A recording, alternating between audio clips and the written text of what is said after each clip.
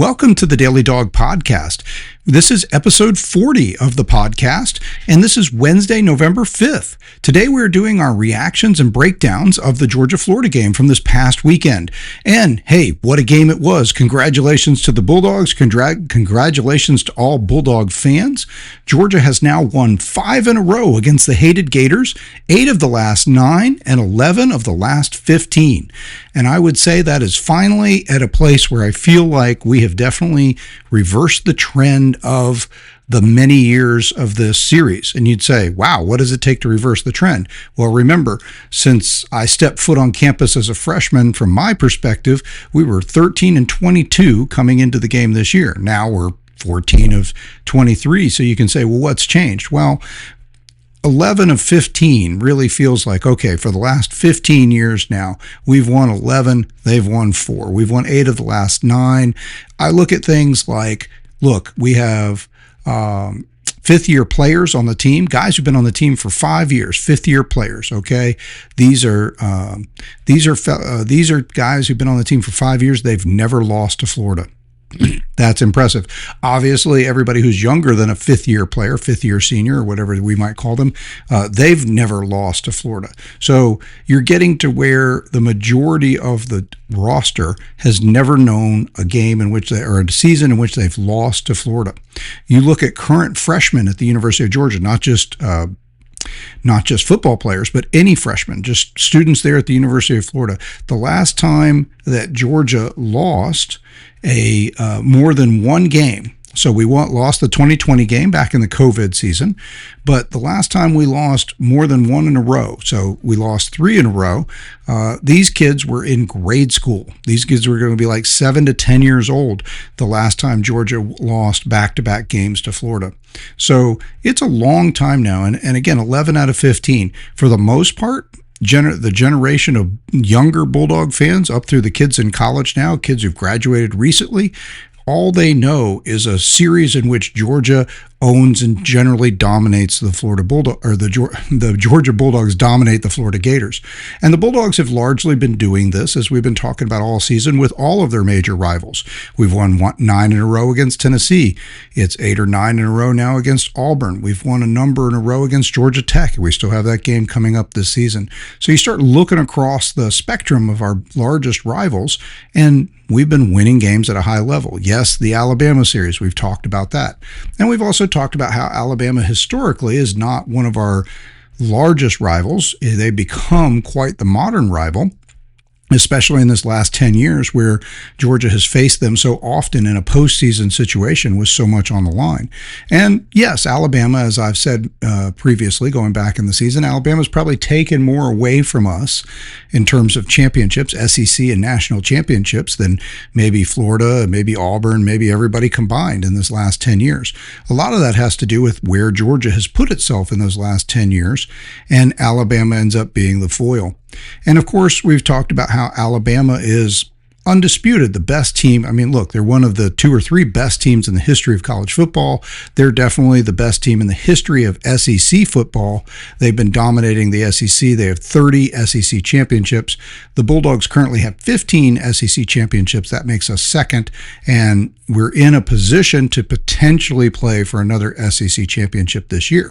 Now, if that were to happen, it's possible we'd have a rematch against Alabama, or we might still see a rematch opportunity in the playoffs.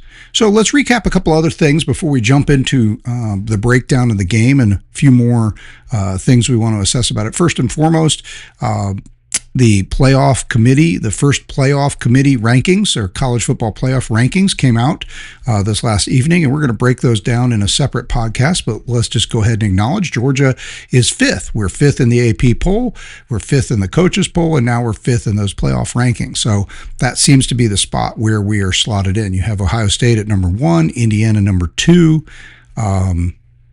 Texas A&M at number 3, Alabama number 4, and Georgia at number 5. So that makes 3 of the top 5 teams are SEC teams, and Georgia would be the 3rd of those teams. That's pretty amazing, right? When you can be the 5th overall team, or you can be the 3rd overall team from your conference and yet still be fifth in the standings. That's pretty impressive. So just shows you where the SEC is right now. Texas A&M and Alabama, though, have both not lost a game in conference. Now, Alabama does have the one loss when they started the season against FSU, and that loss has not aged well, but their resume and their wins has aged well, including their win against us. Since they beat us, we've climbed back to the number 5 position. So they own wins against 4 teams in the current top 25. So no other team has that on their resume. No other team can claim more than 2 wins, I'm pretty sure, on the top 25 as it stands right now. So Alabama, but because of the loss to Florida State that hasn't aged well, that's got them down as the top 1-loss team at number 4 behind the undefeated teams. And so we'll break that down in a separate podcast. We'll get into that, but that's just a little news. A little bit of Georgia news I want to throw out there. Congratulations to the women's soccer team. I mentioned in our last podcast, or one of the last podcasts leading up to the game last weekend, that the soccer team would be playing yesterday, on Tuesday. They were going to be playing whichever team advanced. They had a bye. They were the 3rd seed, so they had a bye. Kentucky advanced out of the bracket, and the Lady Bulldog soccer team beat Kentucky. The game went 1-1 and then went to penalties, and they beat them 5-4 in a penalty shootout. So they advance in the SEC tournament. So congratulations to them. Also, the Georgia basketball, the men's and women's basketball season are underway, and both teams start off wins. Georgia, I kept this on the screen because I don't even remember who the heck it was. Oh, here it is. So the Georgia beat a team called the Bellarmine Knights, and that's from the Atlantic Sun Conference, and I have never heard of Bellarmine before. I have no idea where they were. I thought I might look it up. I didn't get to that, but congratulations to the Georgia Bulldogs starting off. The basketball Dogs, the men's team, started off with a nice 104-59 win, so they put up a few points, and had several guys in double digits, obviously, and a good overall team. Obviously, they're expected to win that game against an Atlantic Sun team, but still, that's a nice start to the season for them. So there's just a couple little highlights.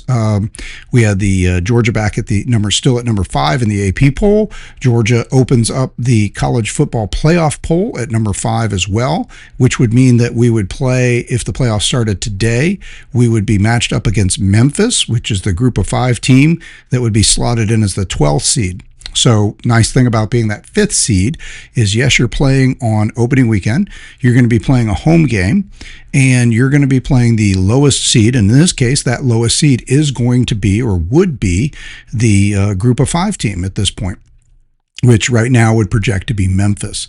So that seems like a good start to the playoff. Last year, of course, we had the bye, and then we jump right in with a really difficult game, Notre Dame. Notre Dame goes on to be in the national championship game. So obviously that was a tough team to play for the first game. Did seem like all those teams that had the home games, the home playoff game, got a lot of momentum. They all won their subsequent game after winning their home game. And so whereas either all or most all of, I think all of the seeded teams that had the bye all lost, if I remember right. So we'll go back over that another time. But anyway, I'm not saying I don't care about winning the SEC championship. I'm excited, and I've said many a time we ought to be proud and not lose sight of the fact that while we didn't win the national championship last year, we had a great season. We beat most of our rivals, almost really all of our major rivals except for Alabama. It's becoming more and more of a rival, and I won't rehash that for the moment, where they stand as a rival, but that's the only game that I think Bulldog fans, just based on recent history of that series, or the history of that series in general, really would have liked to have had back. We lost that game close. We did lose to Ole Miss, but I don't think anybody spent a lot of the offseason going, I just can't believe we lost to Ole Miss. I don't want to hear it from Ole Miss people. So I think the Alabama game was a totally different situation.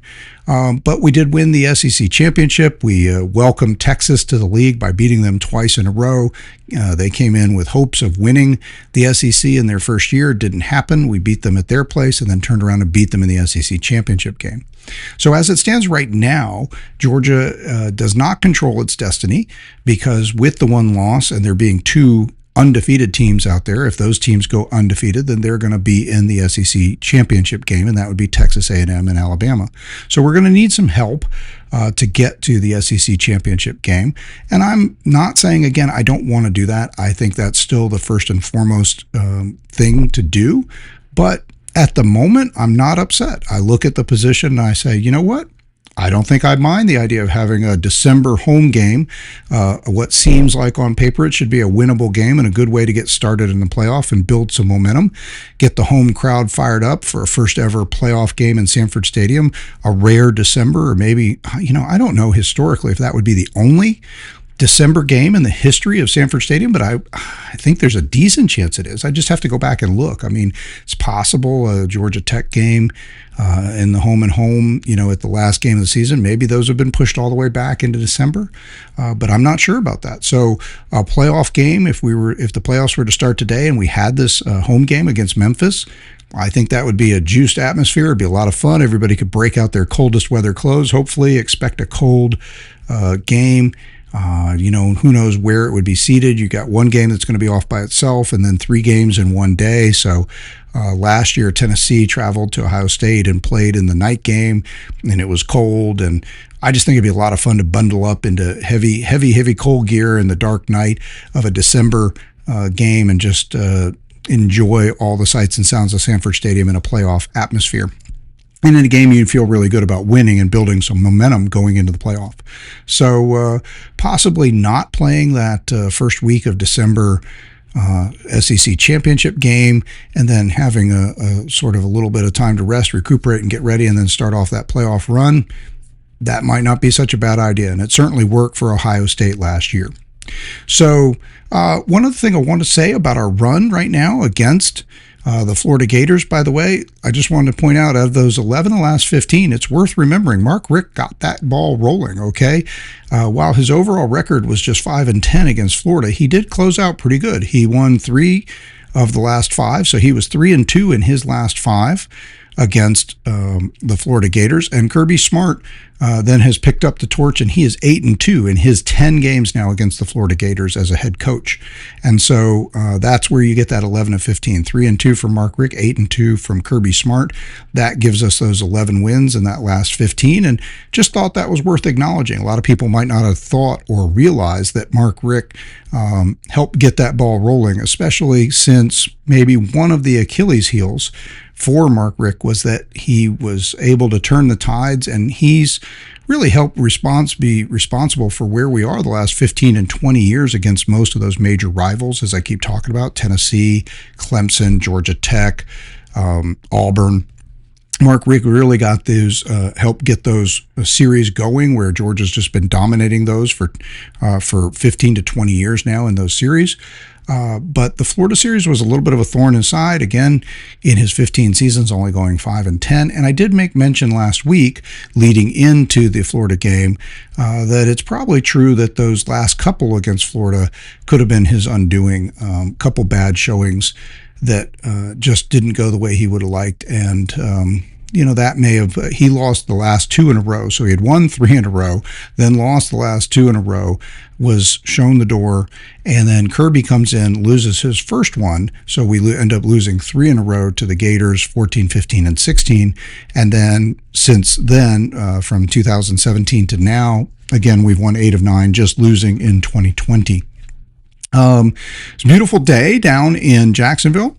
So, well, let me just back up for a sec. So the rest of this podcast, what we're going to do is we're just going to focus on breaking down and reactions to the game, to the Georgia-Florida game. And I'm sure some of this you've already been through, but I appreciate a chance to go in and dig a little deeper.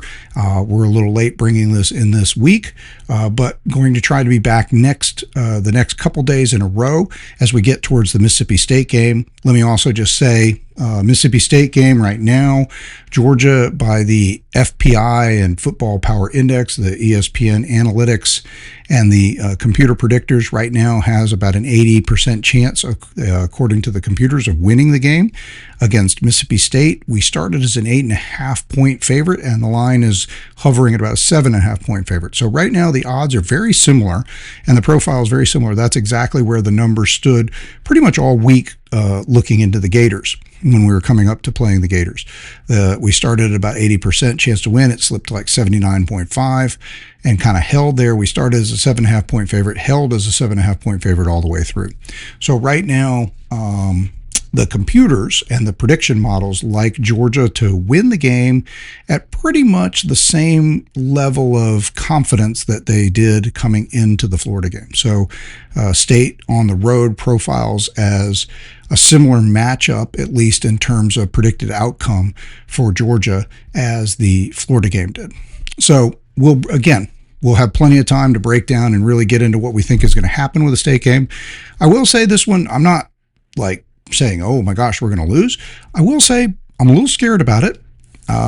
This is one of those, I don't want to call it a trap game. I think that Kirby has really shown an ability to outcoach trap games. Georgia has not. I mean, with the record we have in the SEC, the record we have over the last 5 years, 68-6, I think now, or whatever. I don't think you can point at any games, and especially you had a 29-game win streak in there. I think you could say Georgia thoroughly has avoided trap games. Again, a lot of that is talent, but a lot of that is also coaching and preparation. And while I've been a little critical of the fact that our coaching and preparation is very predictable, and we have sort of gone with this idea that we're just going to do what we do and other teams are going to have to try to beat us at what we do. While they're not beating us, we have seen again that games have started kind of where we're on the back foot, to steal from a British soccer concept, the back foot idea. We have started these games a little bit on the back foot, and that seems to be, at least in my estimation, a little bit because coaches are able to, especially, by the way, Texas coming up after the Mississippi State game, just as an aside, I think is at least the fourth or maybe the fifth, but it's at least the fourth team that Georgia will play when they had the off week to prepare. Now, in fairness, twice Georgia has had the off week as well. We had the off week leading into the Alabama game. We had the off week leading into this Florida game. But those opponents also had that. So we have not had any advantage from an off week where we had an extra week to prepare for an opponent and the other team didn't. And we have now had at least two other games, or we will by the time we play Texas, have had at least two other games, which the other team, I know Auburn was another one that had the off week to prepare for us. And then Texas is going to have the off week to prepare for us. So there may be more on the schedule. We'll get into that, but just throwing that out there and saying, look, this is something that happens. And that ties into this idea I was saying that, look, teams have been taking advantage of the fact that Georgia and Kirby Smart has been in place for 10 years now. Everybody knows what Georgia is, what Georgia wants to do. There's not a lot of radical change, and Georgia's philosophy is to do what we do and make the others kind of come to us. And the others have been coming to us. They've been using that preparation and that knowledge, it looks like, to get a little bit of a jump at the beginning of the game. They've put in some wrinkles and some twists at the beginning of games, both on offense and defense. And we've seen that teams have been able to score against us and kind of put us behind it a little bit defensively. In all but the Alabama game, obviously we've been able to rally and pull it back together, and we've said many a time we should have won that Alabama game. We had the opportunity, we were home, we had the ball 3 times with a chance to take the lead, and we didn't do it. So that's more on us than Alabama at that point. But that's also part of what's going to happen too when you play these close games. So this game this last weekend with Florida, another nerve-wrackingly close game, another game where you might have felt for a period of time it was slipping away or didn't feel like a win, didn't feel like, hey, we've got this. But it was exciting. It was fun. It was back and forth. And at least one positive I'll take from it is, look, I enjoy, and again, you've heard me talk about it. I'm into the history. I'm into the whole series, not just the one game. So it's not just one win to me. It's not just one in the last 5. It's 11 in the last 15. It's bringing this series that over the last 35 years we've been behind on. It's bringing it back to even. It's taking our position and just historically, not just in any one game, but historically owning the opponents and owning the series. And look, it's part of what makes your team a great team. When you look at and evaluate the great teams of all time, again, you can look at how they do against their rivals. You can look at how they do against other teams. When you can look up and down and see that virtually no team has a historical edge on Georgia. You got Alabama and you got LSU. Texas does currently still have a lead. We've played Texas very sparingly. I think we've only played them 4 or 5 times total now in the history of Texas and Georgia football, combined over 200 and something years of football. There's only been about, I think, 5 games. We'll break that down when we get to the Texas game. But in that Texas game rivalry, I think they still, I can't really call it a rivalry, but in that series, in the Texas series, they still own a 1-game lead on us or something, like maybe 3 wins against 2 or something like that. These last 2 wins against Texas might have been our first. I think we beat them one other time, so maybe it's they have 4 wins and we have 3, something like that. When we get to the Texas game week after next, we will be all over that and we'll talk about it. But the main idea is I'm just using that to say, look, this is part of the historical marker. This is part of where we are historically. And one of the things I want to be is I want to be great today. I want to be great in the past. I want to be great in the future. And I want to be able to look at things like series and series records and say, look, nobody has the edge on us. Over time in history, we've been the better team in every series. Now, obviously, we still have the edge in the Florida series. I would now tell you that the series is, as I said, coming in, Florida wants to disown the first game in the series, and a lot of people are following that. So the series is typically reported coming into this game as Georgia leading 56-44, 56 wins to 44 losses with 2 ties. And now they would say 57. I count that first one, and so does Georgia. If you look at Georgia's Georgia Dawg's website and you look at the history of the Florida series, they said 57 coming in, 57 wins. So now we say that was the 104th game. So Georgia now leads the series 58, 44, and 2. So we're 14 games over 500. And again, going back to these last 35 years, which is really where the trouble began against Florida. The trouble began in 1990. We had really owned the series coming into 1990. From 1990 on, we would lose 18 of the next 22. And that's, that was a tough pill to swallow.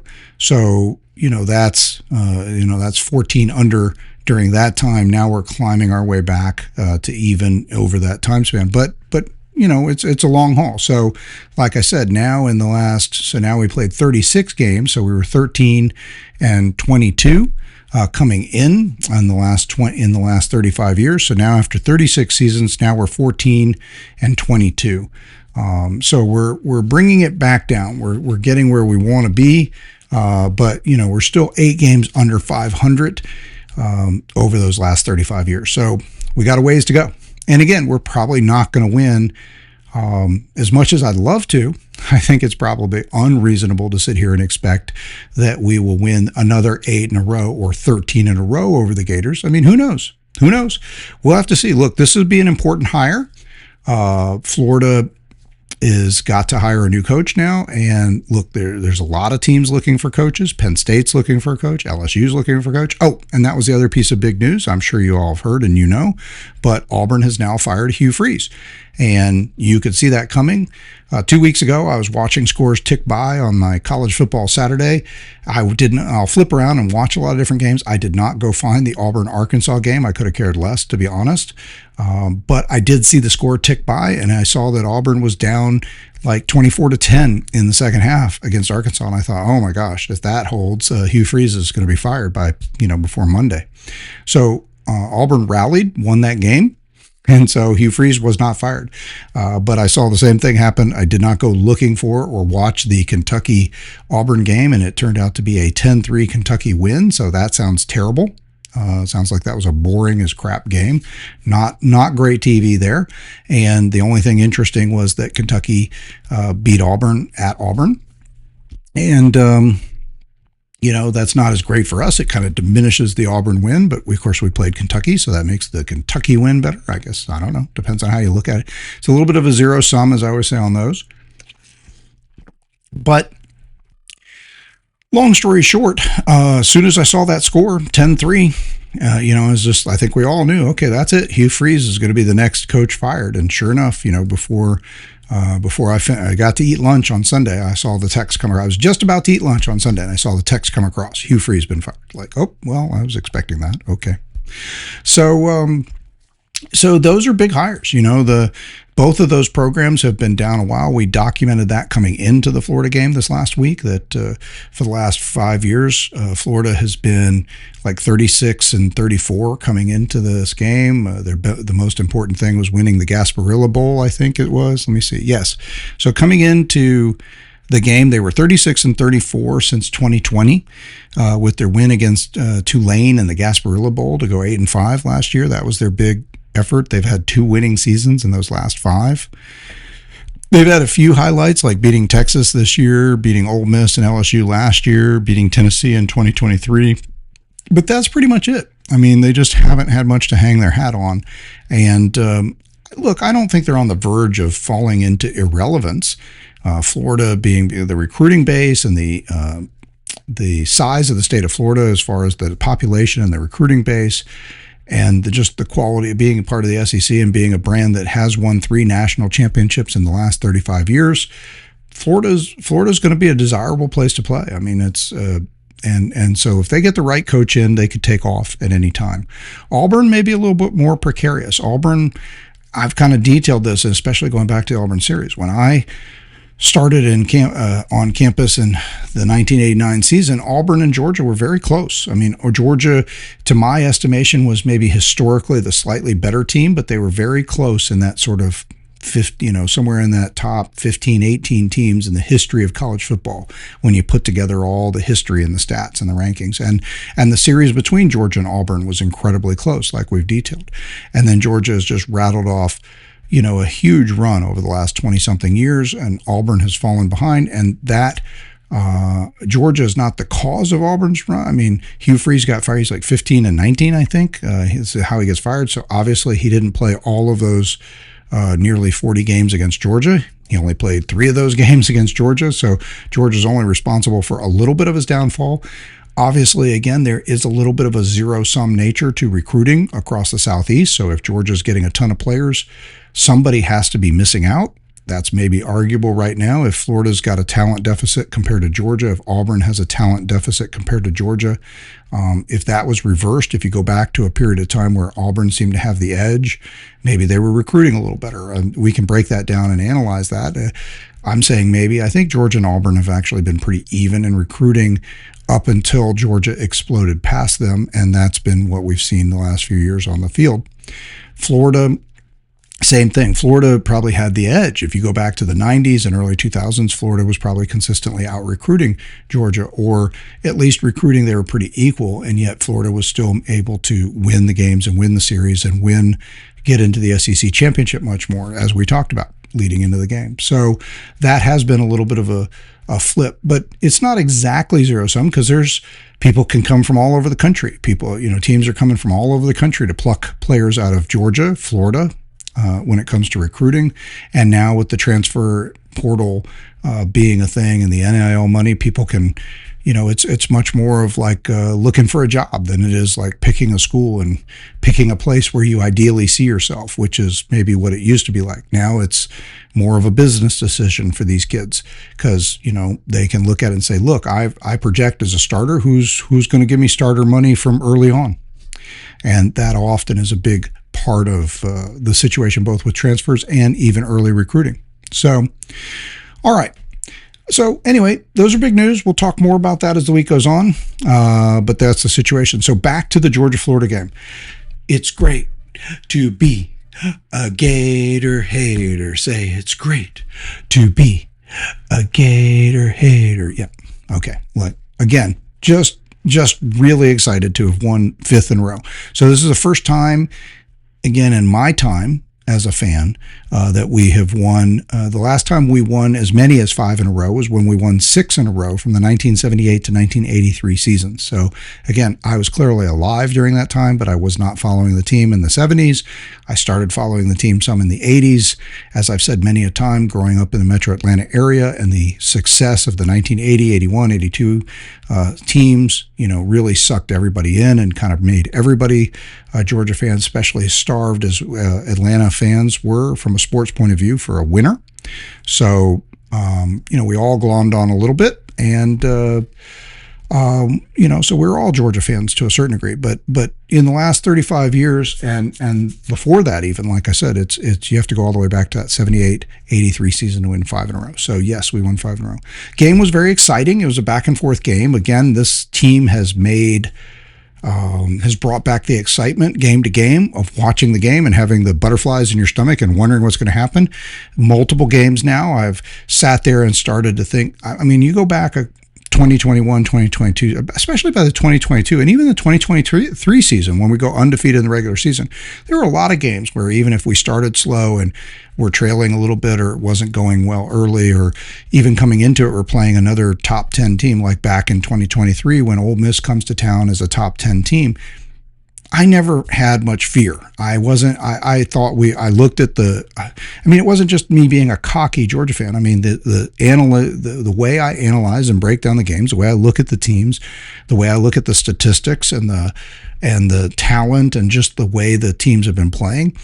I just looked at a game like that Ole Miss game back in 2023, and I thought, Ole Miss is a really good team, but they're not good enough to come to Sanford Stadium and beat this Georgia team.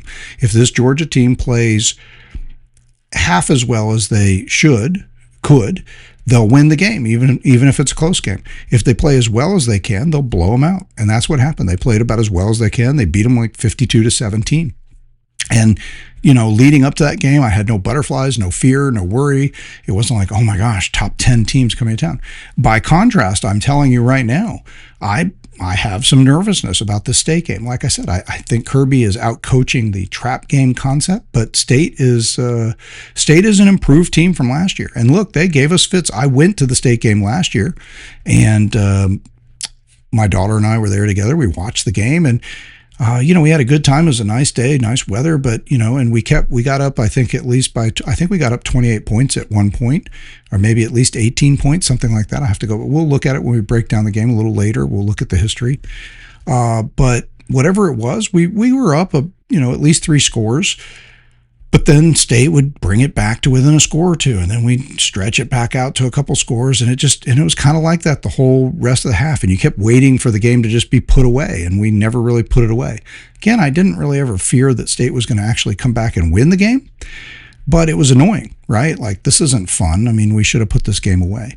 And State is offensively one of the upper third teams in the country, the way they're performing offensively. Now, obviously, defensively, that's not following, and we have our issues defensively. But this projects to play a lot like the Ole Miss game, except for instead of being at home and having a home crowd, we're going to be playing with the stupid cowbells in our ears out at State. And it's going to be an 11 a.m. start time for us. So that's not great, right? You're coming off the emotion of the Florida game. You're coming off the emotion of the big, exciting Ole Miss game at home. You're going to go play in cowbell land in that tiny little stadium in Stark Vegas at an 11 a.m. game from our point of view. And, I'm not saying, look, I expect the team to be disciplined. I expect the team to be focused, and I'm saying State is good enough to put up points, especially, our defense has shown vulnerability. And so when we had to go, you won't call the Florida game was a split game, but it's kind of like a road game. But the Ole Miss game, the better comparison, Ole Miss, we were at home and the offense just clicked. We went on the road and we won the shootout with Tennessee. And so, we can win a shootout, but it would be nice if both the offense and the defense would show up a little bit more. We need the offense to start early and often, like they did against Ole Miss, not like what they did against Florida this last week, because I think Mississippi State is definitely a little scarier offensively than Florida was, and much more like Ole Miss. And we're probably going to need most of our possessions to keep them at arm's distance. And it'd be nice if the defense could create a little separation so that we could stay a score or two ahead the whole time and maybe not have such dire games. But hey, these games have been exciting, and this Florida game was exciting, right? I mean, we started out, the first drive was a thing of beauty and just marched down the field, and it looked like hot knife through butter. They put up the graphic that this was the first time that Georgia had scored on its opening drive against Florida, I think, since 2017. And honestly, instead of feeling good about that, the minute I saw that, I started thinking, well, wait a minute, we'd won 4 in a row coming in, and we hadn't started hot against Florida. Maybe this isn't a good thing. And then sure enough, the game feels like it turns on us a little bit. But, I will say this. Look, everybody keeps harping on, and I've had my comments about the whole idea of hot start, fast start, slow start. You can't say this was a slow start game. The offense gets the ball first, they go right down the field and they score. And then the defense does a solid job of keeping the game where it should be. I mean, Florida, let's just take a look real quick. What was I going to say? So Florida starts off with, first possession, 4 plays, 22 yards, and a punt. They get a touchdown on their second possession, but that was a 1-play possession. And again, they started from R40. Then they get a field goal on the next possession. So again, I wouldn't say that the defense, Florida's going to score and get to that 10-7 lead here. But I think an important consideration to this is to say they ran a total of 6 plays and gained 74 yards to get those 10 plays. So a lot of what happens there is more about what Georgia did than it is about Florida. And I don't want to take anything away from Florida. I think Florida played with heart. I think they played with passion. I think Billy Gonzalez did a good job of having that team ready. And I think the team actually, to their credit, as I said, coming into the game, I don't think Florida had given up. I don't think they had just thrown in the towel on Billy Napier. I don't think they were playing lackadaisical. They looked to be playing with heart and energy and effort in all the games they played this year. They put on strong defensive efforts. They kept teams close. They beat Texas. They were in striking distance until they threw their 3rd, 4th, and 5th interception of the game against LSU. They were in striking distance of LSU. They were leading that game at one point.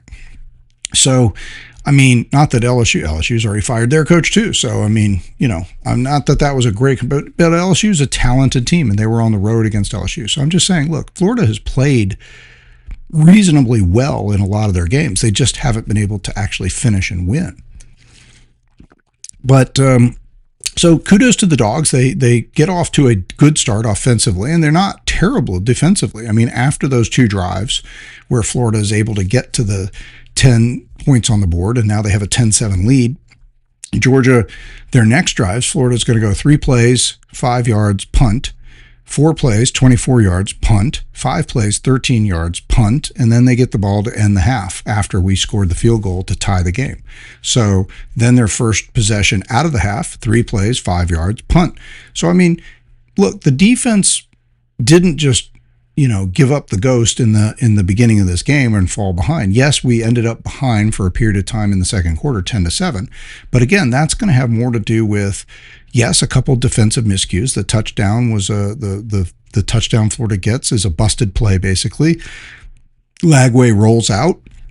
The guys on TV did a good job of showing how the defense, does what often happens when a quarterback rolls out or starts to run, which is the defense starts coming up. The safeties start watching the quarterback and they start wanting to rally to the ball if he takes off and make sure that everybody gang tackles him or stuffs him, and then they lose sight of and they let the guy behind him down. And Lagway's got enough arm talent, enough arm strength, and enough ability to be rolling over to his right and just flick the ball 40 yards downfield for a touchdown. And that's what he did. The guy's behind the defense, he gets the touchdown. So that's a bust of coverage. And also we contributed to that because we kind of blow the drive after we start off like the house on fire and knife through them on the first drive. Then we make them punt and we get the ball back. And so now you're thinking, great, here's an offense look great. Now they got the ball. Let's see if they can, get a 2-score lead here. And instead you start off with a 1-yard play, another 1-yard play, then a false start. And then next thing it's 3rd and 13. We have a 4-yard play and now we have to punt.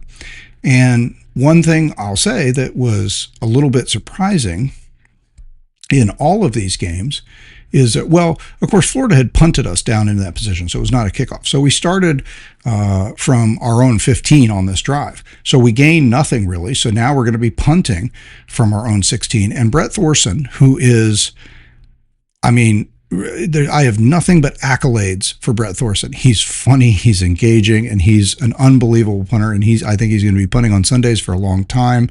He is an amazing talent. And it's not just because he booms the ball far. He's been able to angle them. How many times has he been able to put balls that just bounce out right at the 1?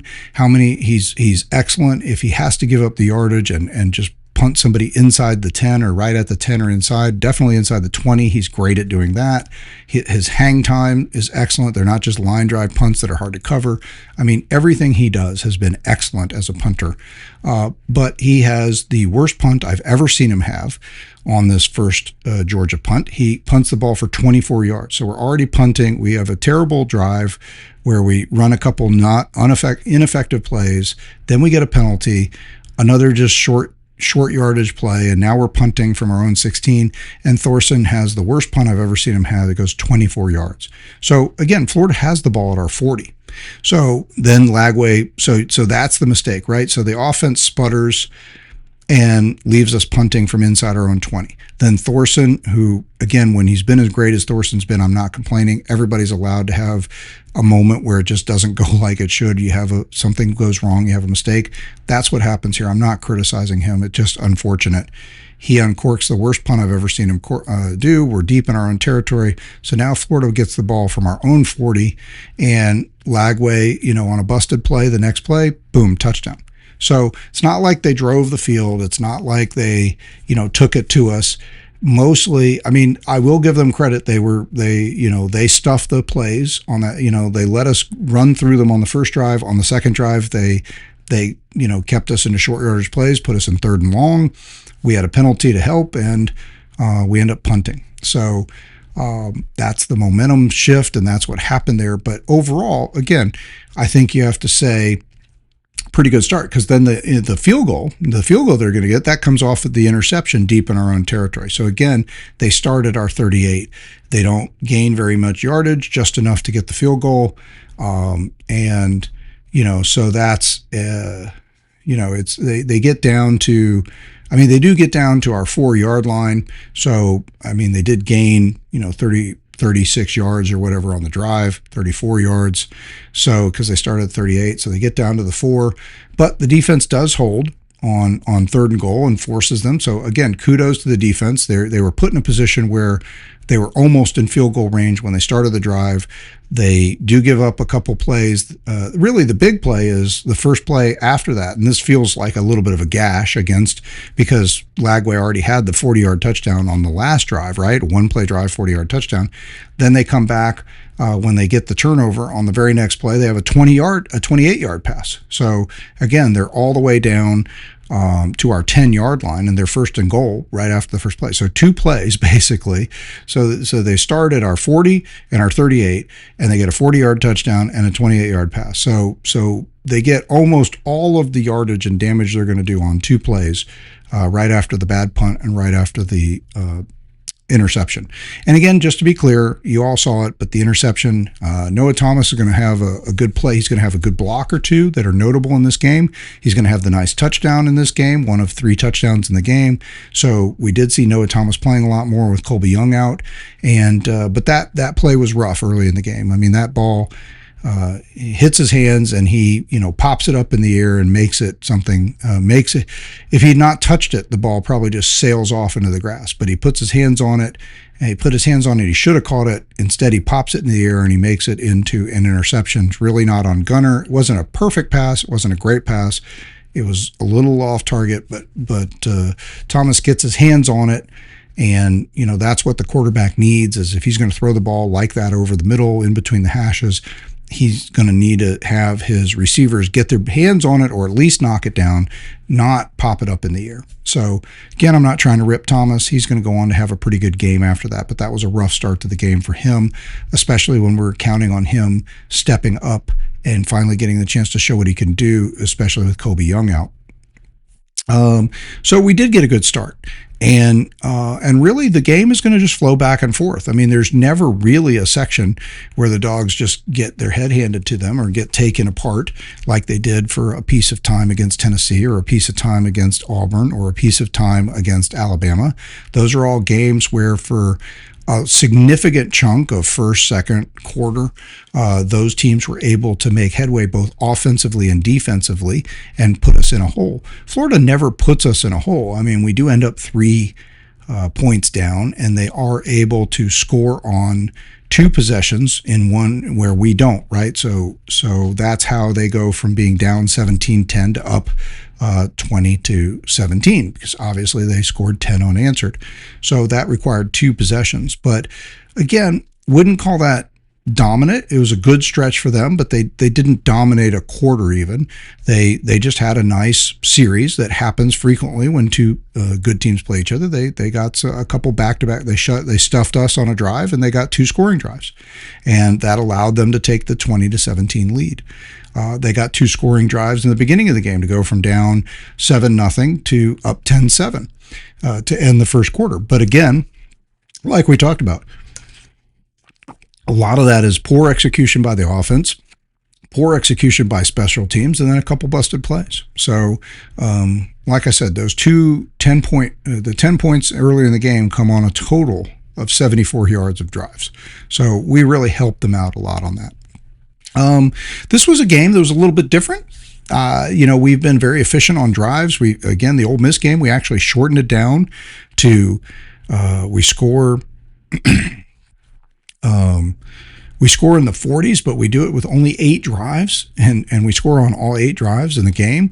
This game is more typical, where you see, like I say, a typical game, teams have 10 to 13 drives, and that's because both teams were a little less efficient. We scored on 4 of 12 drives, and it could have been 5, because as you remember, at the end of the game, Gunnar this time, and I think he'd been chastised a little bit by the coaching staff for the Superman dive. We all love the Superman dive into the end zone that put us up at least get 20 points on the board against Auburn. And it was fun to see those pictures and the comparison of Cam Newton's Superman dive into the same corner, same end zone, and then Gunnar Stockton does it. So that was great. That was a fun moment. But I think as much as we enjoyed that, the coaches felt like the move there was to take the knee and run the clock out. And so, yeah, the score is only 13-10. That's not very pretty, but they are risk adverse, our coaches. And if the other team never touches the ball, even if you're up only 13-10, then you're going to win. And so this time we do that, right? Gunnar gets the play on 3rd and 8. He breaks to the outside. He could have easily scored a walk-in touchdown. Instead, he looks around, bleeds a little clock, takes a knee in the corner, and then we are able to run the last minute and 40 or so seconds off the clock. So, but obviously he could have taken one more step and been in the end zone. So that drive could have resulted in a 5th drive of the 12 drives in which we scored. And we could have put 30 points on the board. So we choose not to because the smart play is to just take the time off the clock. One could argue you still have to snap the ball. I've rarely seen anybody fumble the ball out of the victory formation. Miami famously lost the game last year to Georgia Tech when they stupidly run a play when they basically don't have to and then fumble the ball, right? I mean, that was kind of but I can't ever remember actually seeing a team go into victory formation and fumble the ball and then lose it and then have the other team go somehow pick it up and score, or drive after that and score with however little time was left. So I would say that the statistical safety of having no timeouts and you can just take a knee for the remaining time on the clock, that probably is the safest thing. I would also say statistically, had Gunnar scored and we went up 31-20, it would have been about 1 minute and 40 seconds left in the game after the kickoff. Florida would have had to have scored the touchdown, the 2-point conversion, complete the onside kick, and then score at least the field goal to tie it back up, all in that 1 minute and 40 seconds. That is also probably statistically incredibly unlikely, but I would say that it's still more likely that you're not going to fumble away the ball and somehow lose the game in victory formation. So I guess that makes sense. And kudos to Gunnar for being disciplined, taking the knee. I'm sure he was coached to do that before that because they had a timeout. Florida only scored on 4 of 11 drives. Florida only got 11 drives in the game. So again, that's Georgia stole a possession in there. And that's impressive. I want to highlight that a minute because you hear them talk about, and they talk about it in the broadcast a lot. You'll hear Kirby talk about it, the middle 8, the last 4 minutes of the first half, the first 4 minutes of the second half being a big deal.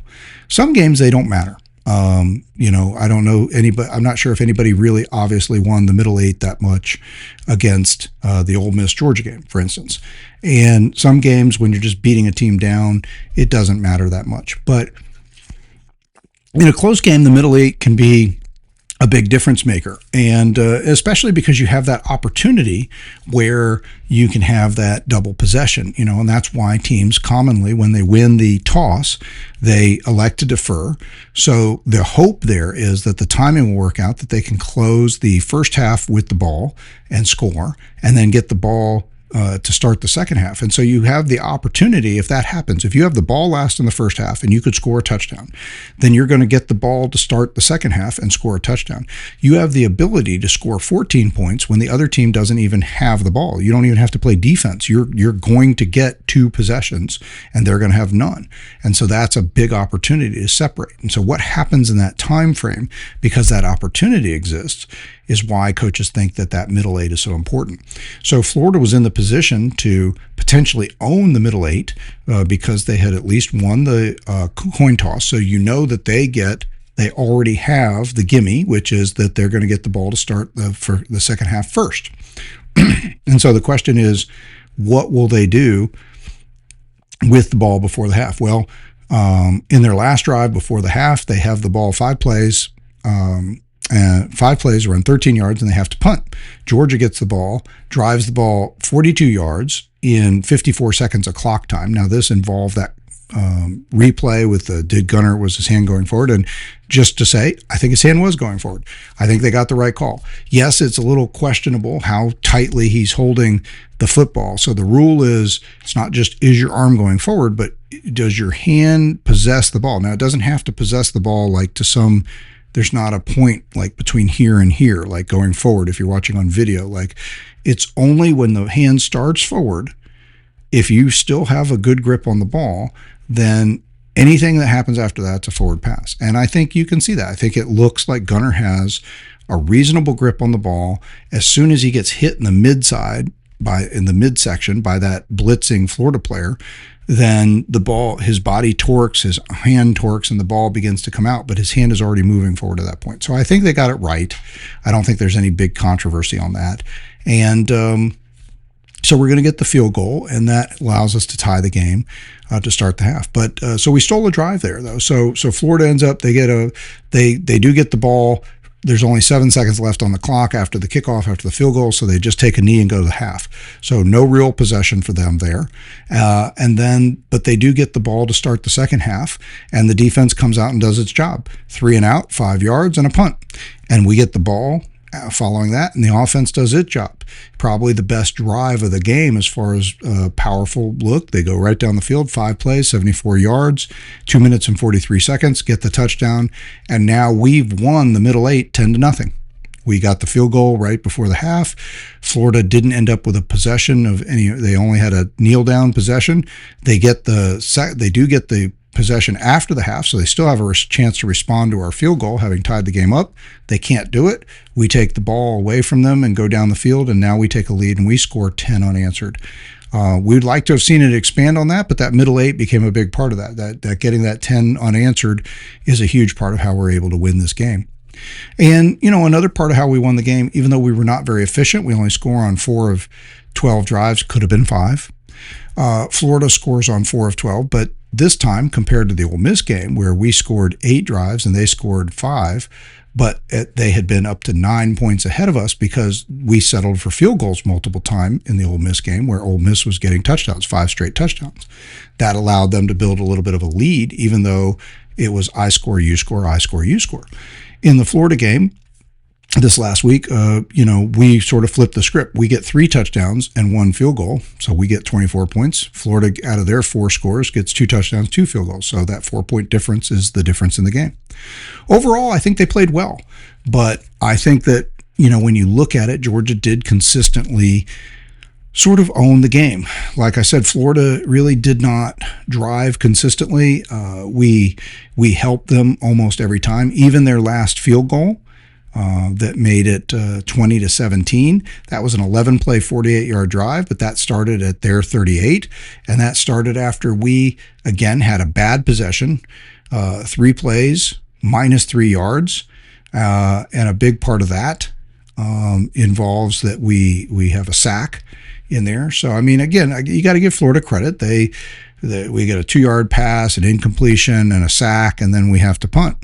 And they get a little bit of a small punt return, just about a 6-yard return. So they end up with the ball on the 38. So they only have to go, or not that far to get into field goal range. They end up going 48 yards. They settle for the field goal. Again, the defense stiffens up at the end, and they get the field goal. And actually, I'm looking at the wrong drive. I said they go 48 yards. To get the field goal, they went 5 plays. So they went 26 yards. And that's where Trace Mack, actually, very impressively for them, comes out and has a 54-yard field goal. So yeah, they start on their 28. They're 38. They only have to go 26 yards to get in field goal range for the 54-yard field goal because their kicker's got a big leg, and he did a great job. And they did that on one play. The first play of that drive was a 20-yard pass. Then they basically go nowhere. The defense stiffens up. They get the really long field goal, and they end up going up on the lead. Of course, it felt tenuous because on the next drive, again, we go nowhere. We punt. That's what I was talking about. We go 3 plays, 3 yards. We punt. They, again, were punting from deep inside our own territory. And part of that is because, I'll get to that in a second. I'll come back to that. So we're punting from deep inside our own territory because we took a sack. So we're punting from our own 16. We have a good punt. It's a 56-yard punt.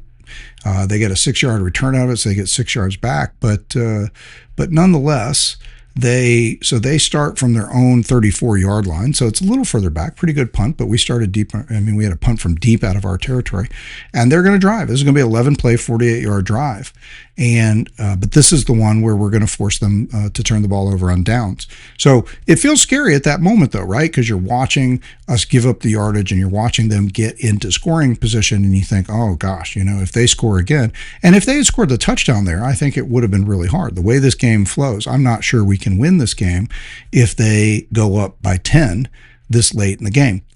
But they stalled out, and they decide not to go for the field goal. And I think that was the right move. Look, there was some discussion, did Billy Gonzalez look? And first of all, clearly he should have gone for it, because what has he got to lose, right? He's just the interim coach. So the only thing he's going to get out of this whole experience is if he can beat Georgia in this huge rivalry game. So there's no reason for him not to pull out the stop. So kudos to him going for it. I don't think they ran a very great play. They ran their running back ball up the middle, and we stuffed it, saw that coming. Could have run a more dynamic or exciting play for an offensive play caller, but they've done well on the season. Ball's been really good for them, and he'd been good in this game. He'd gotten some tough yards up the middle. So I'm not saying it's a stupid play. It just wasn't a great play, and obviously we were ready for it. We stuffed it. It wasn't really that close. For some stupid reason, they measured it, and they pulled out the chains, and it's like a yard. Like 3 feet or off. So, I don't know why they couldn't just call that from the beginning, but you could see in real time that he hadn't made it, and it wasn't close. We were ready for that play. And then the offense takes the ball, goes the other way, and gets the touchdown. So obviously that's a huge turn, right? But even if they kick the field goal, if we were able to still get the touchdown, then we would have been up 24-20. Now, of course, all they would have had to do is get in field goal range to win the game, as opposed to down 4 points. They had to have a touchdown to have any shot. They couldn't tie it up. But their subsequent drive after we score, though, goes nowhere. The defense 4 plays, 6 yards, and they turn it over on downs. So I don't know that if they only needed 1 point, or the field goal to win as opposed to the touchdown to win, I don't know if that would have changed much about the way that drive went. The defense stepped up and got it done. Since after stuffing them on the 4th down, then the offense takes the lead. The defense lets nothing else happen, and the game ends there. The game didn't necessarily end there. We take over on downs, and then we have another 3 minutes to run out, again ending with Gunner getting to the corner and then us going into victory formation. So, let's see. What else can we say about this? The offense was inconsistent. I said coming into the game, I thought that our offense would. I said Florida has a great defense, and I knew that it would be hard on us. But I thought the offense would consistently grind, and Florida was able for big chunks of the game to take away our run game, and that's part of what made this a little dicier. Is Gunnar has been good passing, and he's been able to win the games passing. He did against Tennessee. And although we did stay committed to the run, and we stayed committed to the run ultimately, I think it's interesting to note that it was three big passing plays that get us in position to where we're 36 yards out and down 3 points. So we're in field goal range or getting close to field goal range from the Florida 36 when Chauncey Bowens gets the ball and breaks through and has that 36-yard touchdown. And it just, that was, I mean, what a hero. That was a hero moment. I mean, that was just, you talk about when games like this, what you have to have is you have to have people step up and make some individual plays. And there was great blocking on that play too, because I think it's not like he broke 20 tackles. I mean, I think he was largely untouched, despite the fact that you see lots of Gators around him as he's accelerating through. But it's just a great run, great blocking, great individual effort by him. And I know it means a lot. He's a native Florida guy, and he chose Georgia over Florida. So I'm sure that was a big deal. And he ends up having a great game. I mean, he has 70 yards or 73 yards on 9 carries, over a 7-yard average, including the 36-yard game-winning touchdown. So hero moment, game ball to Chauncey Bowens, and he's been a stud all year, and it was nice to see him get in there and just explode in this game. And, you know, Frazier did a lot of hard work in this game too, a lot of dirty work, caught some passes, did some runs, wasn't as dynamic didn't have the opportunity to blow it open quite like Chauncey did, but he did some good hard work in that game. What else can we say? I mean, overall, I guess what I was going to say, Georgia's offense on the 4 drives that we scored, the 3 touchdown drives and the 4 drives we had, it was an 8-play. Here's what the drives were. So first touchdown, 8 plays, 75 yards, 4 minutes, 7 seconds. Second drive, 5 plays, 74 yards, 2 minutes, 43 seconds.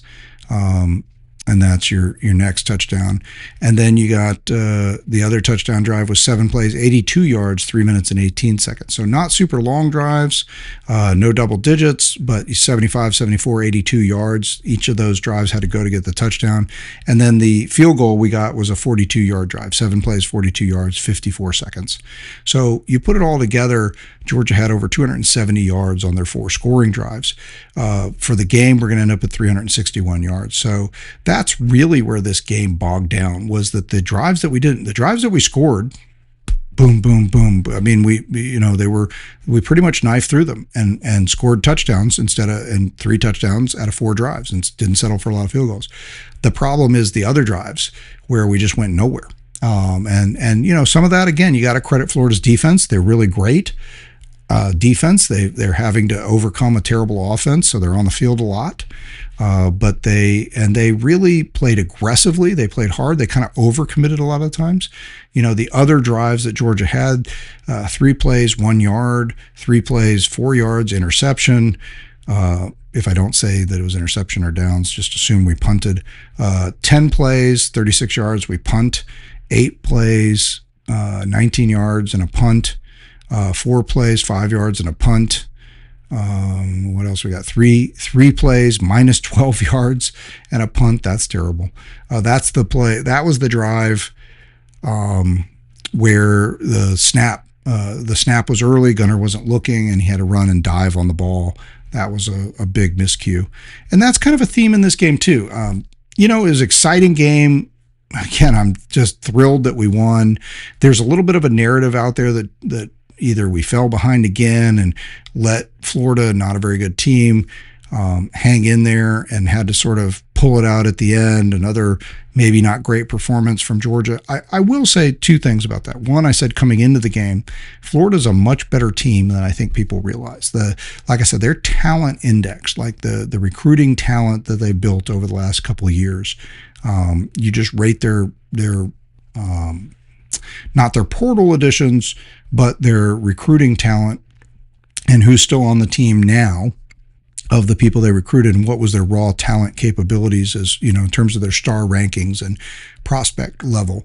Florida overall is the 12th best team in the country based on talent.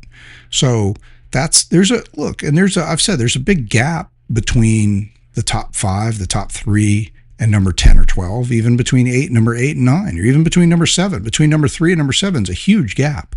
Okay, so there's a big difference. These elite teams at the top, as far as talent accumulation, even in this portal NIL era, you still have, Georgia, Ohio State, Alabama, Texas really grouped up here with a lot more talent. Georgia being the top talent index team in the country, according to that 24/7 on 24/7 Sports rating that I talked about. Florida being 12th. But the 12th best team in the country by talent, that's a talented team. There's a lot of good players on this team. And you saw it. I mean, there were guys that made plays on defense, guys that made plays on offense. Their wide receivers looked dynamic. It certainly was not a help to them that 2 of their top 3 wide receivers are hurt and weren't able to finish the game. So, but, their running back, Ball, is good. Lagway has potential. Their defense has, especially on the front 7, has some, really played tough and has some good guys. Gum, heard him all over the place. He was constantly in the backfield or causing trouble. You heard his name all the time. So there's some good players there. But that's really where this game was that a combination of Georgia miscues and mistakes and Florida playing tough made the non-scoring drives a problem. With that, though, we still had 20 or 21 first downs. I've seen both listed. Florida had 16. We were 7 of 15 on third down, which is really good. Okay. And we held Florida to 2 of 11. So that's getting back to the kind of Georgia team that we've seen the previous 5 years. Really good ratio there. What is that? 7 of 15 is 47%. So you're 47% on the game on third down, and you're holding them to under 20%. So that's really good. Time of possession, almost 32 and a half minutes for Georgia, 27 and a half minutes for Florida. So again, we won the yardage battle. We won the first down battle. We won the third down battle. We won the time of possession battle. We outgained them by about 80 yards. We'd been averaging 115, so now we're down to only averaging 110 yards per game as far as outgaining them. It was only a 4-point win. Could have been an 11-point win if we put the touchdown on the board. Could have been better if we'd had a few breaks. We had some drives that looked like they could have been scoring drives that didn't come together. And, excuse me, overall though, I mean, the butterflies were in there and there was a period of time where I thought it was turning against us and where I thought we might not win. I've had that happen a lot. I had that in the Ole Miss game. I'd all but given up, I'll admit, in the first half of the Auburn. I mean, the way things went in the first half of the Auburn game and the way we're on the road, I thought, man, I don't know if we can come back from this. And then the game totally flips. Not only come back, we end up winning by 10. Could have won by more. I mean, so that's kind of amazing. It just, we made a lot of mistakes. We did outplay them in terms of we had more plays than them too. That's been something Georgia's been good at this year with the time of possession, as well as getting more plays in the game and holding the other team to less plays, especially if you are giving up yards per play on defense. If you are giving up some plays defensively, it's nice to outplay them or have more plays than them. Georgia had 12 more plays in the game, a whole drive or depending on how you look at it, 2 drives worth of plays, 68 plays on offense for Georgia compared to 56 for Florida. So that helped a lot. We did have 7 penalties, which was unusual. We came in leading the SEC in fewest penalties. And I do think a couple of those were questionable, and I think a couple of those were meaningful that also helped keep the game close. We, after those couple things that helped Florida get to that 10-7 lead at the end of the first quarter that we talked about, the flow of the game, we get the ball, and we run a 10-play drive that goes 36 yards, and we get to the Florida side of the ball. We get the ball deep in our territory. We drive to about the Florida 42 or 46, and then the drive just kind of stalls out, and that's kind of our fault. And we end up punting after running 10 plays in 4 minutes and 29 seconds. But it felt like, I mean, I guess, you saw that first drive, and then the next one we kind of sputter and punt, and then Florida gets the touchdown. Then we come up on the next drive, and then 3 plays in, we throw the interception. So again, it looks like maybe we're going to get going. That pass, I mean, when I saw Gunner uncork that pass and I saw Thomas get his hands out, I thought it was going to be a great catch. Instead, it turns into an interception. Florida gets the field goal. But then we get the ball back and we start moving. We have the ball for 4 minutes and we get to Florida territory, and I'm thinking we're going to score, and that drive just kind of bogs down. And that's kind of a bummer.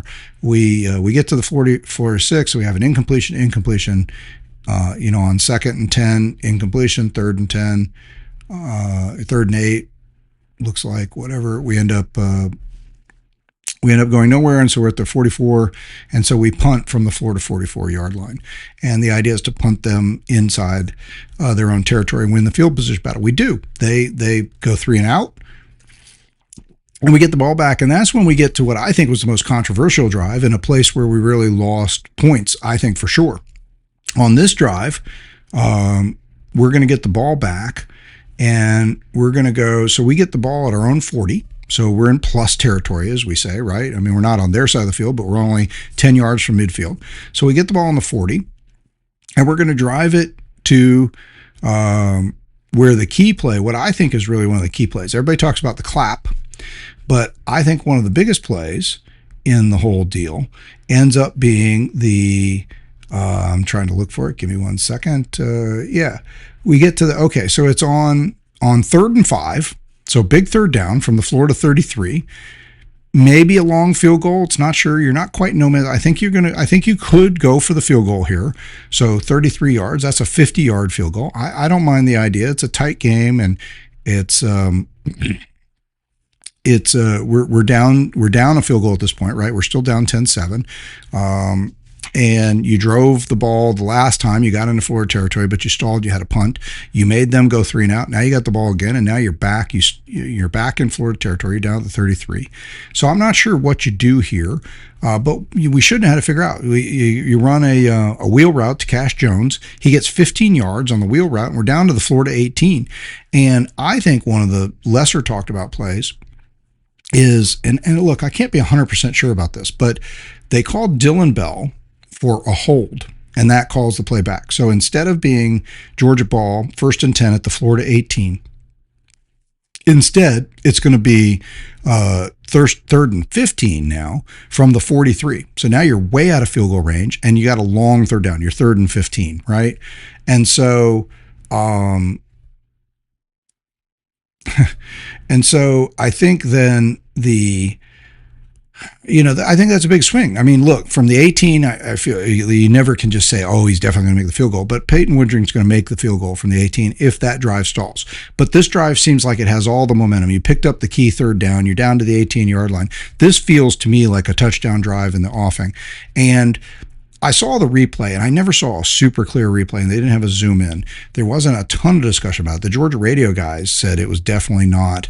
They didn't feel. Now, of course, they're biased like the rest of us, but they did not feel like it was a hold. I saw what happened, and Dylan Bell, it looked like he hit the Florida player somewhat at the point of attack. I mean, this was a guy who was in the backfield, and Cash Jones is going to have to get around him and outside. It's hard to tell whether the block was necessary or not, but it probably was. Bell comes back and makes the block, and he hits the Florida player. From what I saw, it looks like he hits them basically level, side to side, like shoulder to shoulder, except for he kind of hits him in the hip and knocks him down from the side in the hip. It wasn't early. It wasn't before the ball. Cash Jones was getting the ball at that point. So it seemed to be a well-timed hit, and it was a hit. He didn't grab him, so it wasn't holding. So if anything, it was either a block in the back or an illegal blindside block, or it was a clean block. And it looks for all the world like it's a clean block, but the officials call holding, and that just leads to the confusion or the sense that they didn't know what they were looking at, because what it definitely wasn't was holding. He didn't grab the guy on any level.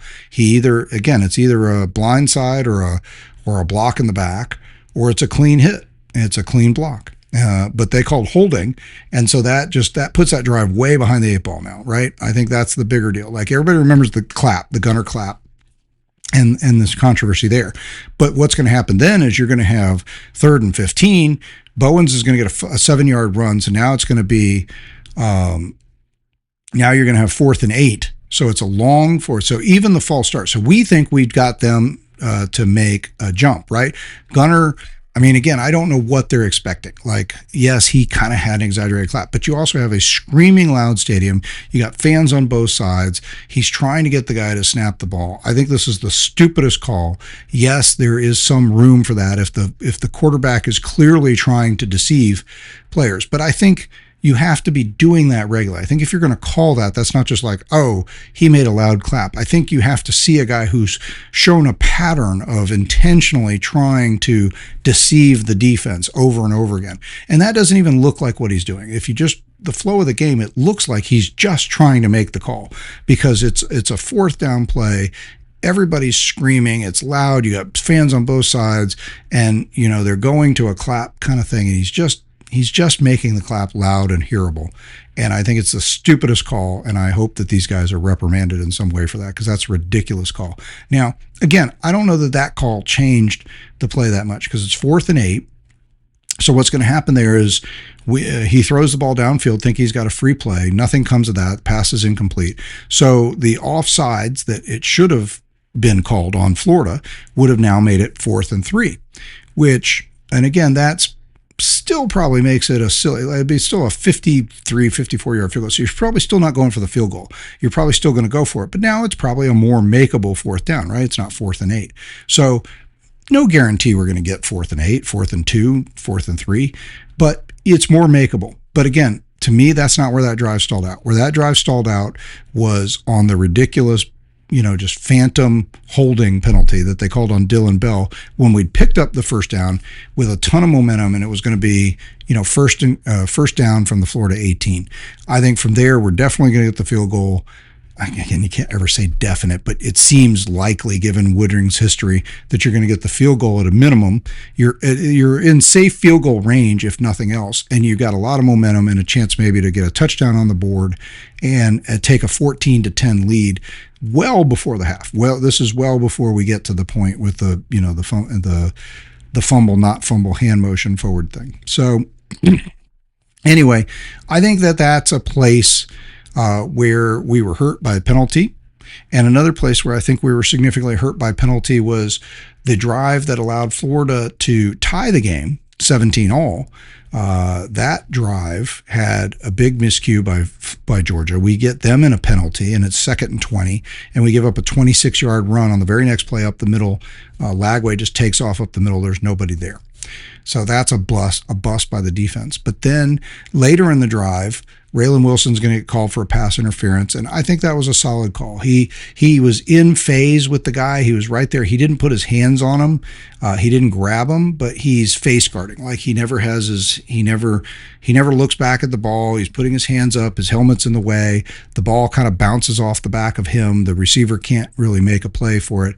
And if he had I think both TV and radio guys made the comment, if he just turns his head before the ball gets there and looks back for the ball, then he's making a play on the ball, and I think it's a clean play.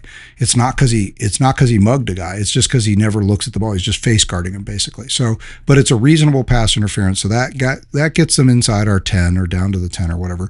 But then the defense stiffens and holds them to 3rd and 4 from the 7, and on 3rd and 4 they make a pass in the end zone, and it's high, tight. It doesn't look catchable.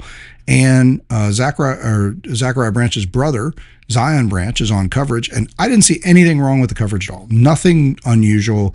He barely touches the guy. If he touches the guy at all, the pass didn't even look catchable. It was whizzed, several yards out in front of him, and the refs throw the second pass interference in a row. And now Florida's going to get the 1st and goal from the 2. They punch it in with ball, and they tie the game 17-all. So I don't know if Florida would have gone for it from there. Again, Billy Gonzalez has nothing to lose, so maybe he goes for that, and that would have been a reasonable choice. But or maybe they kick the field goal, and so they now they're at 17-13. I don't know. Or maybe they go for it on 4th down. I actually really love it when teams go for it 4th down. This is something Georgia has actually been really good at over the last 5-10 years. Kirby Smart's teams have forced teams in the flow of the game to go for 4th downs a lot of time when field goals were an option, or and because they feel like the way that the game is flowing, that they just can't afford to settle for the field goal. And so when you get the team to go for that fourth down, now you got a strong chance with a defense like Georgia's often has been, maybe not as much we think this year, but again, when forced into the fourth down later in the game, Georgia's going to stiffen, stop the ball, turn around, go the other way, get the game-winning score. And so, I like our chances. So I like it when teams get to a fourth down, and I like when we at least give that option, right? Don't let them score on third down, don't let them pick up the first down, but make them think about and decide if they're going to go for it on fourth down, because a lot of times that's actually how the defense ends up with some numbers where you say that sort of bend no break, because maybe they gave up a drive or even two drives where there were no points on the board as a result because they went for fourth down, didn't get it. And that did happen in this game, but we lost the chance to have it happen earlier in the game when Florida tied it up because of what I think was a phantom pass interference call. So overall, I don't think the officiating was, again, the deciding factor in the game. I think we had some things go against us, and then we had some things that worked in our favor. There was also the big discussion about whether that ball hit the ground. Look, again, that goes back to the same thing like the Auburn fumble. It wasn't clear enough to get all excited about that he did or didn't catch that ball. It looked in live time like it bounced off the turf. Maybe he got his hands under it, but it should have never been that far underthrown. It shouldn't have been that close. It was not a good pass. It was not obvious what happened there because of the fact that it was, the ball wasn't where it needed to be. I do think that one thing that surprised me in this game, our special teams really got beat throughout most of the season when we do our breakdowns and our true matchups, Georgia offense versus the other team's defense, Georgia defense versus the other team's offense, and then coaching and special teams. I keep saying, look, we always have the special teams and the coaching edge. That pretty much goes to us every time. They out special teamed us in this game. Zachariah Branch took a couple kickoffs off of that I guess he thought were returnable and came up at like the 18, 19, 20 yard line. Again, giving up some yardage in a game where we always seemed to be, when we didn't move the ball, it seemed like we were always punting from inside our 15. And a lot of that was because we were starting at the 15, 16, and 18 instead of the 25. And we weren't gaining any yards even from there. So I think that was, we had some questionable return efforts there. I don't know if that's blocking or we should know. I mean, again, if you take the knee there, when you catch it, you get the ball at the 25. So it is at least a decision. We had the bad punt from Thorson. The rest of the game, he'll go on to punt pretty well, but they punted extremely well. I mean, I can't remember a time where we got out punted in the sense that their punter pinned us back inside our 10 and 15 a lot, along with the kickoffs and along with some of those questionable decisions. They punted us inside our 20 several times.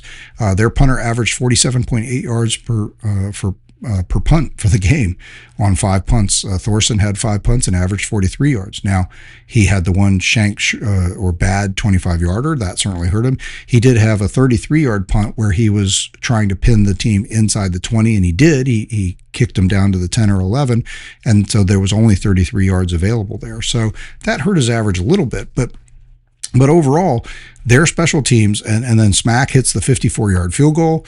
Peyton Woodring hit the field goal that we asked him to hit, but they had 3 touchbacks in the game, and we only had 1. Some of that might have had to do, I guess there was some, I mean, it seemed to be harder to get the touchback going in one direction than the other, but nonetheless, they also had a 36-yard kickoff return.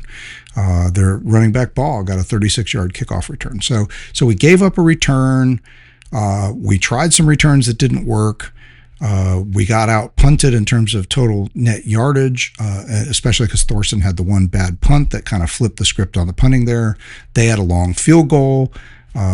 We weren't able to block or do anything about that. And we just seemed that all of this put us in bad starting field position. We just didn't win special teams. So the offense also, like I said, was not crisp. They either were very good on the drives what they scored, or they couldn't get out of their own way on the other drives. And some of that, again, I'm going to give credit to Florida having a really stout defense, but I expected the offense to do more. We did not run the ball especially well, but kudos to the coaching staff and everybody for sticking with it, because we did end up, again, the game-winning touchdown came on the 36-yard run.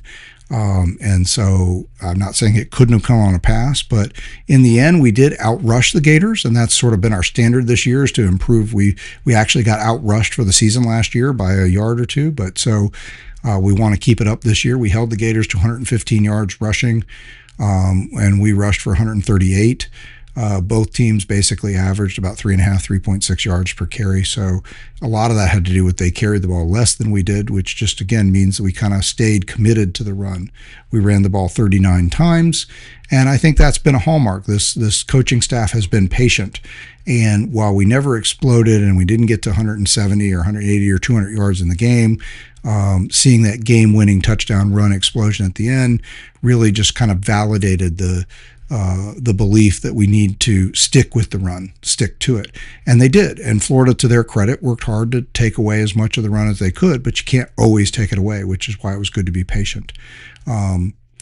So, again, super exciting game. Great that we won it. Love that we've won 5 in a row. Would love it to have been a little less exciting. But Florida's a talented team, and we made mistakes. We gave up an interception on our side of the field. We dug ourselves in holes and punted from deep in our own territory. We blew a punt, so we gave them the ball twice in the first half from our 40 or in. They were able to turn that into 10 points, but it could have been worse. They could have made it 14 points. They were never able to consistently drive the ball. Overall, the defense holds them to 281 yards in the game, and we do outrush them in the game. And we out time of possess them. We out first down them. They kind of won the special teams battle, but we won those middle 8.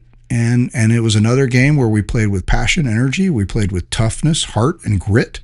And I just think that this team continues to be that team that just, again, you can't kill them. I don't know that they were really dead in this game, but this is more of an example of not that you had to dig so much out of a hole, and that you played so poorly. This was just an example of finding ways to win close games, and that's also what this team is doing as a hallmark. I mean, we are playing a lot of close games. We're not blowing people out, but here's another rivalry game in a SEC game. Maybe not a great top-ranked opponent, but a team, like we said, with talent.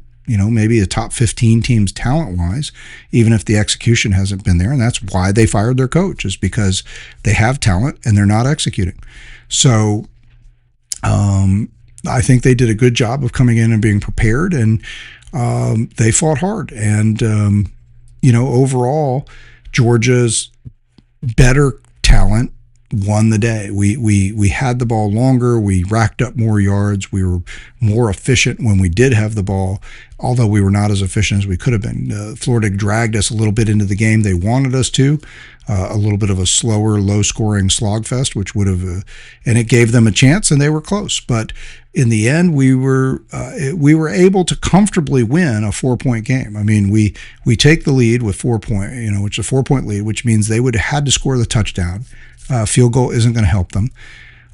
So because of that, they do go for it on they give the ball up on downs, and we get the ball that last time. And like I said, we could have scored, but we just run out the clock. And so that's as comfortable as a 4-point win can feel, but we had taken control. And throughout the game, you did have the sense that we were the better team, although they fought hard. And it was, Florida did have the lead for a while. So, heroes of the game, Chauncey Bowens, also, I hate to say, Jordan Hall, I hate what happened to him. He's worked so hard, and he, gets hurt in this game. Looks like he's going to be out for a while with some type of leg injury. Hope it's not the rest of the season. I don't know if he'll make it back in time for SEC championship or playoff, or maybe end of the season with Georgia Tech. I just don't know if that's going to be feasible, but we'll hear more later. But he's been a big part of the defensive line play, and it's a shame to have him go out.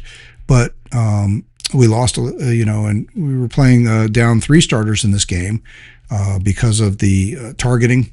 And that was a play, by the way, by the letter of the law, it was targeting, and I see why they called it. I could have, and I'm not upset I would have thought it was fine if they didn't call it, fine if they did. I think when he launches into that guy, I mean, you go to tackle a guy and you put your head down, you want to get your head out to the side, but you're aiming at the last position where the guy was, and you kind of have to dive in there. And there's no easy way to keep your head up and lean into that. And I understand what they're saying about leading with the helmet, but I think they need to think about that, because I don't think it's safe for a guy to come up with his head in some funny position, trying to keep his head up while diving into somebody's midsection to tackle them. And so they're going to need to continue to refine this rule, because I just don't think it makes sense what they're asking him to do there. He doesn't go helmet to helmet. He just gets him in the center of the body. I mean, the Florida guy comes with his helmet down, and so there is a little helmet-to-helmet contact. But overall, Bolden is going to the midsection of the player, and he's leading into that. And he could have ended up with his helmet to the side. He ends up with his helmet in. It's targeting. I just think that that's too 50-50. You got to give these guys a chance to play, I don't love the call, but by the letter of the law, and I understand why they called it, I don't think it is, but so he'll miss, he'll be back, so he's not injured.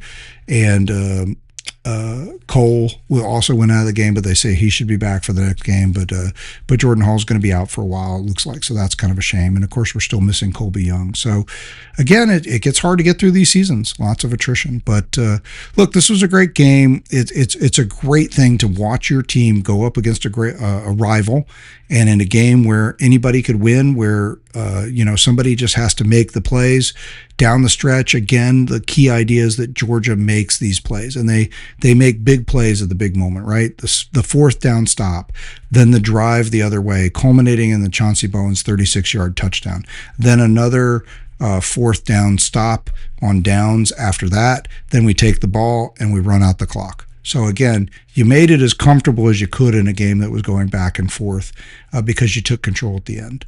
So congratulations, Bulldogs. Congratulations, Bulldog fans. I hope all of you guys that went, sat in the sun and didn't get baked too much, had a great time. I hope you enjoyed your little mini vacation retreat to the beach.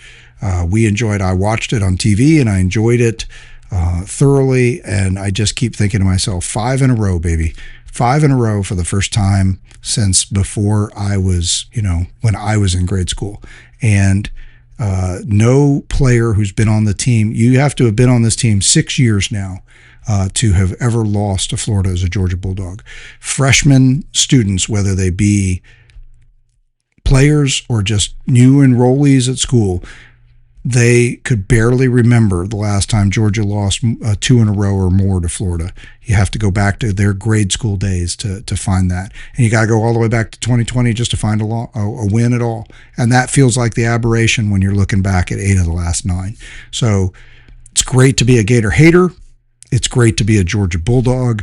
This was another great win over the hated Gators, a big rival, and we continue to bring this series back to where it should be.